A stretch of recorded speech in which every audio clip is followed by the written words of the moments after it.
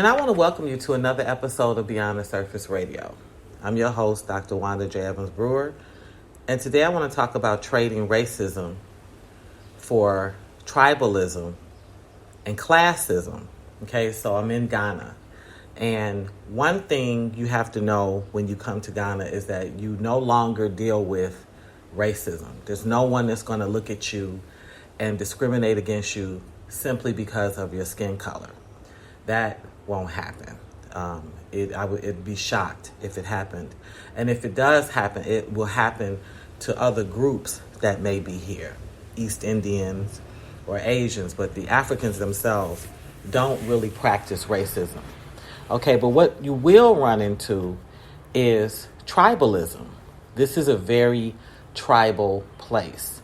And so what I mean by tribalism is this group of people place a commonality among them above the nation. So before they are Ghanaians, they acknowledge their commitment or their alignment with their tribe, and then they describe whatever those cultural connections are, be it language, clothes, food, area of habitat, so forth and so on.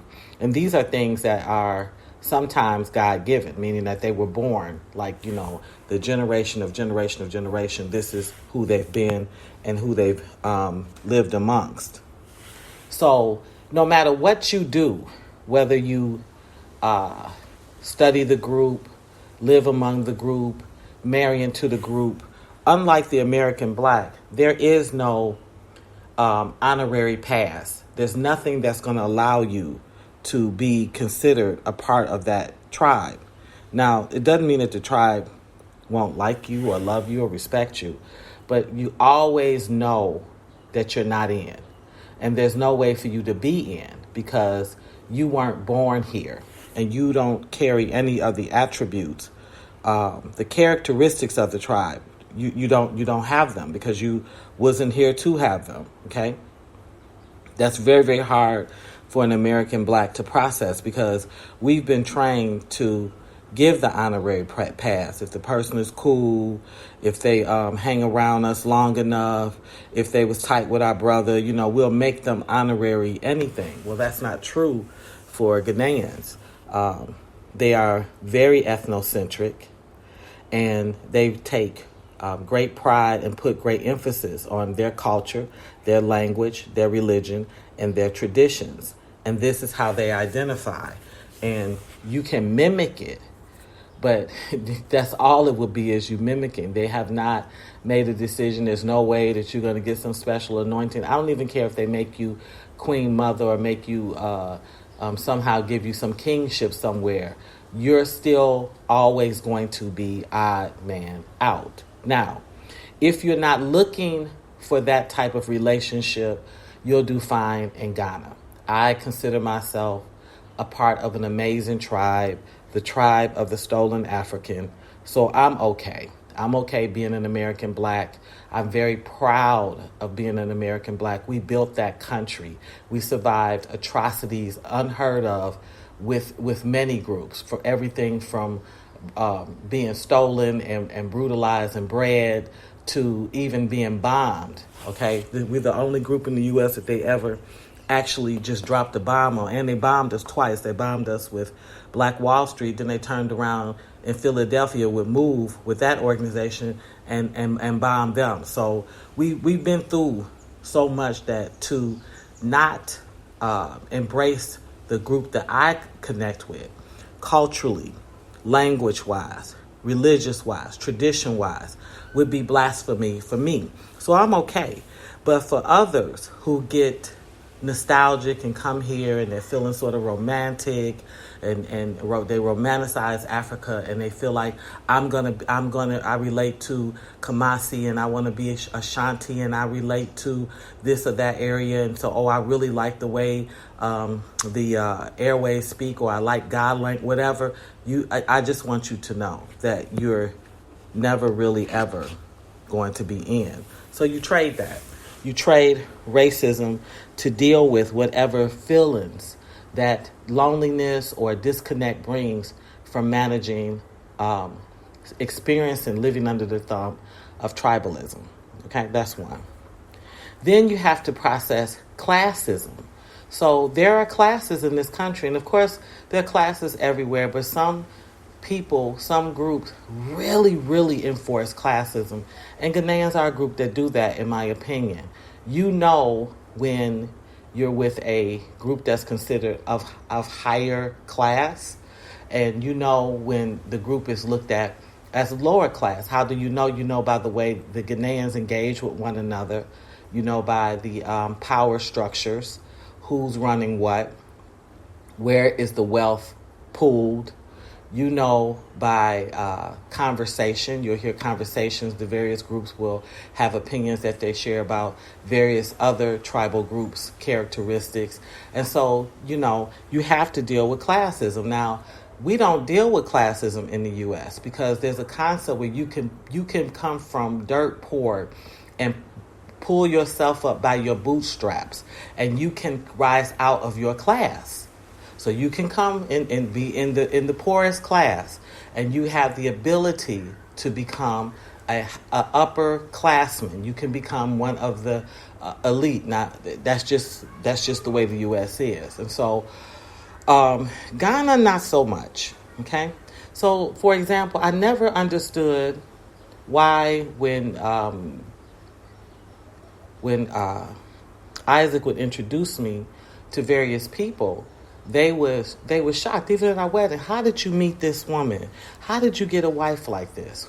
I'm just trying to figure out. And they would shake his hand and laugh and shake his hand and ask him, how did he meet me? And so I didn't really understand what they were asking him. And it took me quite some time to really figure out what it was that they were asking him. And really what it was is that for the class he's coming from where his tribal group starts, from where they're clustered, the idea that he would get a working class woman, the idea that he would get an American girl who is a professor, who, you know, is world travel, they just don't see that as a possibility, because they also look at what are your skill sets, what type of jobs traditionally do this class of people do. And so, you know, people coming from groups that do, like, say, crafts, that's a lower class group. They don't, you know, it's not that they don't see any value in it. It's just not an upper class type talent.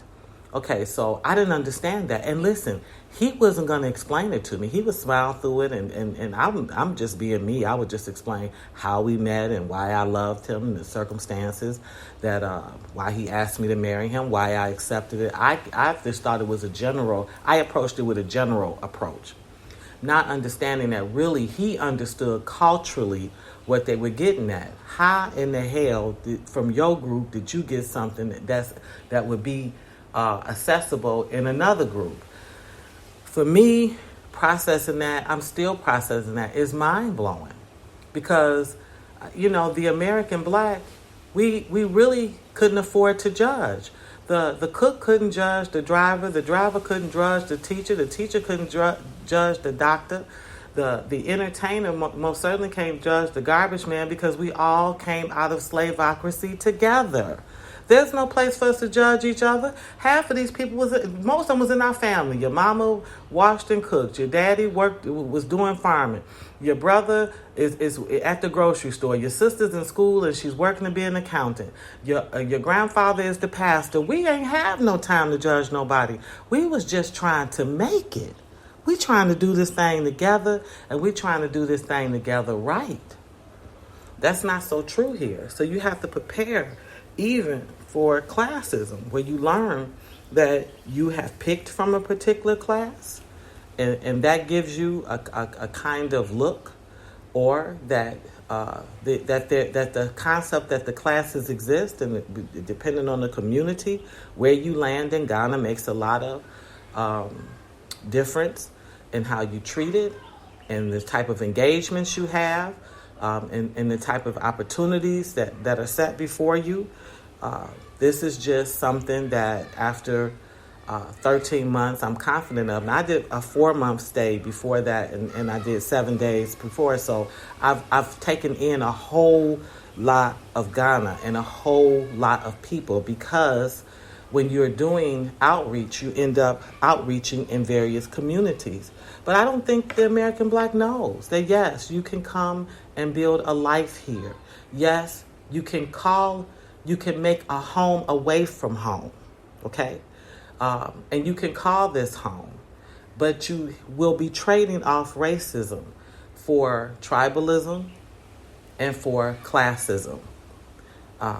There's no two ways around it. That's actually what the trade-off is. I know that's a lot to chew on. I'll probably revisit this topic again. I look forward to your comments and your questions and even challenges. If you disagree, please let me know. But this is a lived experience, and this is what I'm sharing. And I thank you for tuning in to Beyond the Surface Radio. I'm your host, Dr. Wanda J. Evans-Brewer, and until we chat again, be safe in God's grace.